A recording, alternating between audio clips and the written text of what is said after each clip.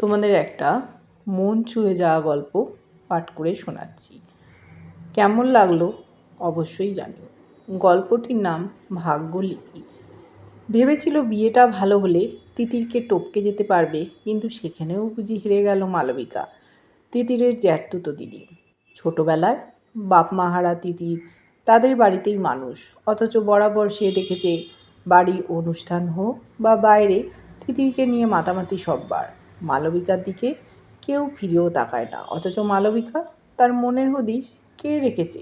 বারবার শুধু তার মনে হয় একটু ভালোবাসা সেও কি পেতে পারে না।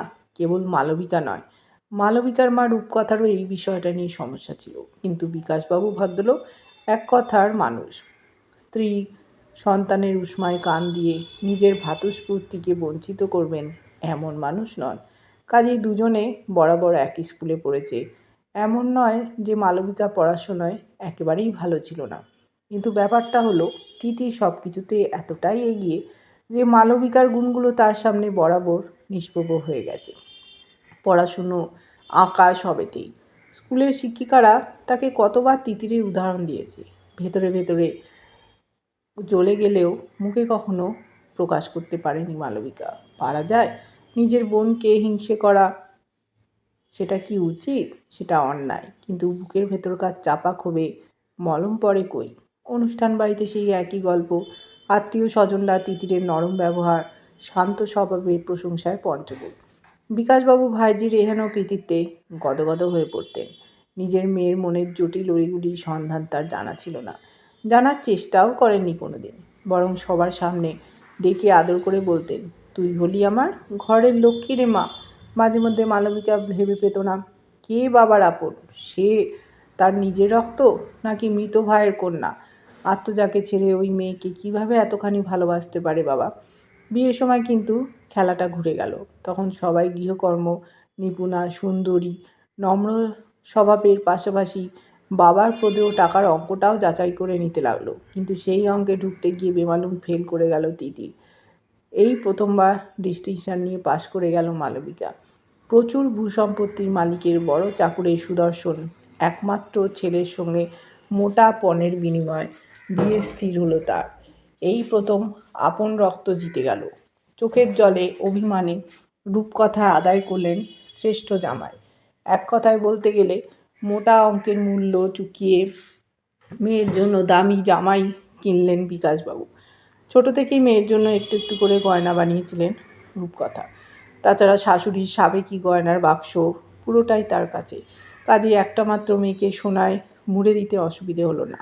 দামি বেনারসি অঙ্গে জড়িয়ে একমাথা সিঁদুর পরে স্বামী গরবে গরবিনী মালবিকা আধুনিক পদ্ধতিতে সাজানো গোছানো 3 তলা বাড়িতে সংসার করতে চলে গেল।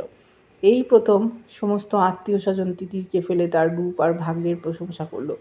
গর্বে আনন্দে মনটা ভরে উঠল তার। মালবিকার পিসি দিদা শাড়ি পরা তিতিরের থুতনিটা নেড়ে দিয়ে বললেন, শুধু সুন্দরী আর গুণবতী হলেই চলে না রে দিদিভাই, ভাগ্য থাকতে হয়। এই দেখ না আমাদের মালবিকা দিদিকে, ভাগ্য না থাকলে এমন বড় ঘরে বিয়ে হয়? জামাইকেও তো দেখলুম যেমন সুদর্শন তেমন নম্রভদ্র ব্যবহার।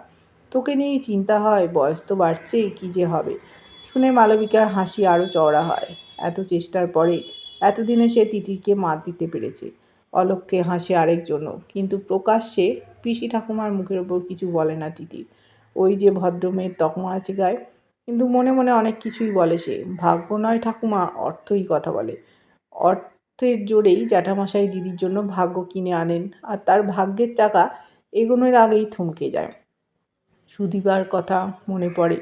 দীর্ঘ 6 মাস প্রেমের পর যখন জানতে পেরেছিল সে জ্যাঠাজেঠির সংসারে মানুষ, বিয়ের পর তেমন কিছু পাবে না, তখনই প্রেমের ভূত মাথা থেকে বেরিয়ে যায়। কয়েকদিনের মধ্যেই মৌমিতার সঙ্গে প্রেমের বাঁধনে জড়িয়ে পড়ে সে। যেদিন প্রথমে দুজনকে হাসতে হাসতে একটা রোল ভাগ করে খেতে দেখেছিল, সেদিন ঘরে এসে দরজা বন্ধ করে খুব কেঁদেছিল তিতির সুদীপের জন্য। সময় লেগেছে, নিজেকে সামলে নিয়েছে সে। বুঝেছে প্রেম ভালোবাসা তার মতো মেয়ের জন্য নয়। অষ্টমঙ্গলায় ঘনিষ্ঠ আত্মীয় স্বজনরা আসে। মেয়ে জামাইয়ের অনারে রূপকথা প্রচুর আয়োজন করেন। মাছ, মাংস, মিষ্টি থরে থরে সাজানো থাকে কিচেনের স্ল্যাবে। পরিবেশনের দায়িত্বে থাকতে হয় তিতিরকে। গাড়ি চেপে স্বামীকে সঙ্গে করে শাড়ি গয়না ঝলমলিয়ে মালবিকা এসে হাজির। সবার নজর আজ তার দিকে।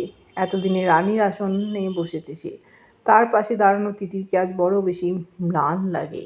দেখা যায় সবাই কম বেশি তিতিরের ভবিষ্যৎ নিয়ে চিন্তিত, কিন্তু বিকাশবাবুর হাজারো অনুরোধেও কাউকেই পাত্র খুঁজে আনার তাগিদ নিতে দেখা যায় না। এতদিনে নিজের সঙ্গেই লড়াই শুরু হয় তিতিরের, কিন্তু সবটাই চলে গোপনে। এতদিন পড়াশুনো করেছিল সে চাকরি পাওয়ার জন্য, এবার যেন সে নিজেকে একেবারে নিংড়ে দিতে থাকে। দিনরাত এক করে পড়ার ফলও পায় বছর দুয়েকের মধ্যে।